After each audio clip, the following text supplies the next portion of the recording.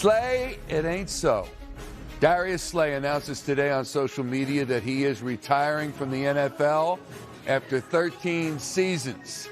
Slay made 6 Pro Bowls in his career, including 3 of them here in Philadelphia. He was an All-Pro after 1 season. He was a team captain for the Birds, played in 2 Super Bowls, won a ring in the 24th season. Slay's goodbye post read in part, quote, "It's hard to say goodbye, but I'm ready to turn the page and start my new journey." Quote from Darius Slay. And that news slays me as we begin Birds Huddle, presented by Toyota, official automotive partner of the NFL. Along with Dave Zangaro, I'm Michael Barkan. Dave, that is quite the career for Slay, and you covered much of it. How would you sum it up? Yeah, he's a great Eagle. You think about how much they wanted to find a top-notch cornerback for how many years before they finally went out and got Slay for a trade, a 3rd-round pick, a 5th-round pick. He ends up coming to Philly, 3-time Pro Bowler here in Philadelphia, was a second-team All-Pro in one of those seasons, could have been an All-Pro in that 21 season. Just a really good player, got to 2 Super Bowls, won a Super Bowl, and he brought so much in that meeting room, mentoring young players, a favorite of his teammates. Yeah, we'll remember him for a really nice career here. So what does the Hall of Fame plaque say? Slay? Is he going to, or is no Hall of Fame? I don't want to ruin his day. I don't think he's going to be a Hall of Famer, but a very, very good player. Leaves a big legacy. Yeah, I just asked, obviously, 6 Pro Bowls, an All-Pro with Detroit, and a Super Bowl ring, but I understand what you're saying. Eagles Hall of Fame. Eagles Hall of Fame would be great for Darius Slay. 3-point stance now, presented by Toyota. Stance 1. Keeping Dallas Goedert for 1 year and $7 million is a no-brainer. Yesterday, the Eagles agreed to terms with the tight end to bring him back for a 9th season in Philadelphia. Dave, what do you make of that deal?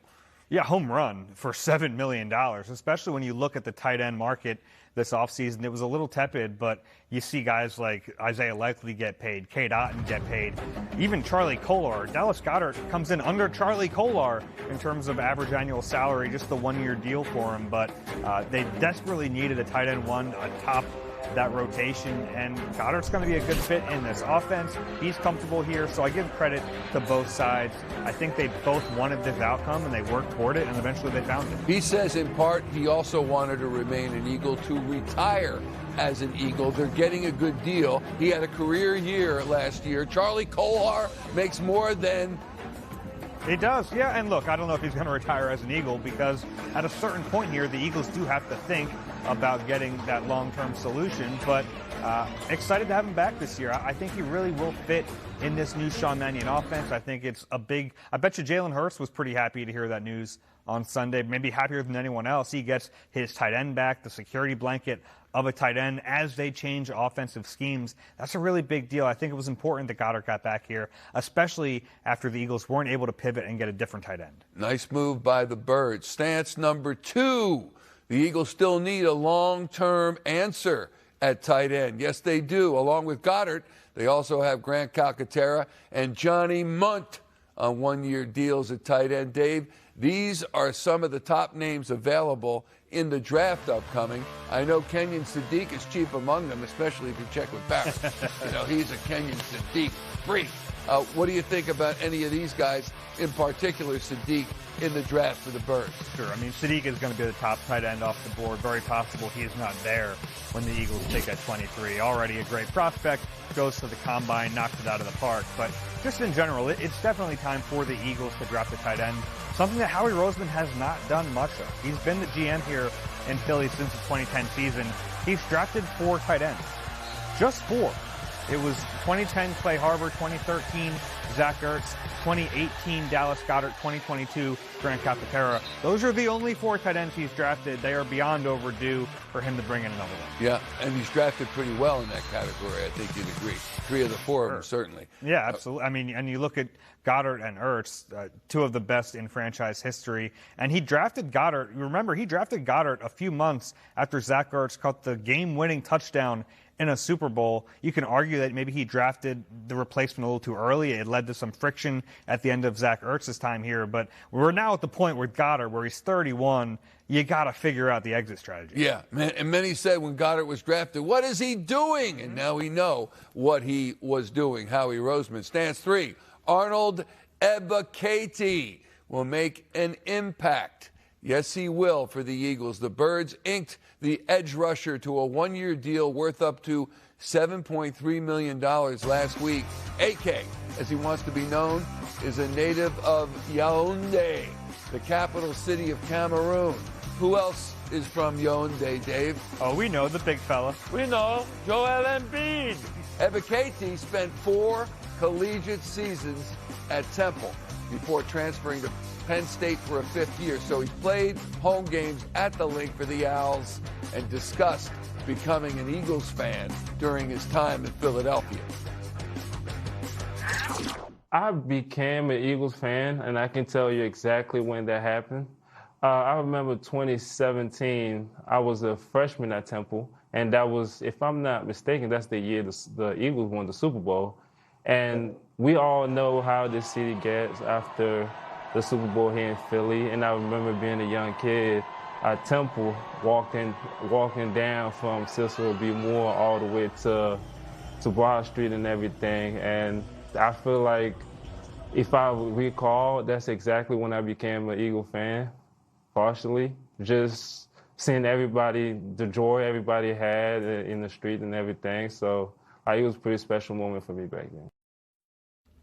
AK, now a Philadelphia Eagle, which has got to be special. 16.5 sacks in his time with Atlanta. What do you think about this move? How important? Yeah, I think it's a nice signing. And look, we can look back at last year and say, well, Azeez Ojulari didn't work out. Josh Uche didn't work out. This is a bad move because it's similar to that. I think that's unfair to Ebiketie, who kind of fell out of favor in Atlanta a little bit last year through no fault of his own. They drafted 2 edge rushers in the first round. He only had 2 sacks, so you're buying low on this player, hoping he can get back to the level he was at before. But the pressure numbers were good, and I know they're just pressure numbers, and he has to kind of turn that into actual production. But if he's able to do that, I think he can be a nice piece to this rotation behind Jalen Hunt, behind Nolan Smith, and we'll see if they're done at this position. I get the feeling they're not. Arnold Ebiketie in the fold for the Eagles, formerly of Temple and Penn State. We are settled into the Birds Lounge, presented by Cure Auto Insurance. John Clark joins us as we reflect on the Eagles' offseason so far. Overview question to start, John. What would you give the Eagles so far?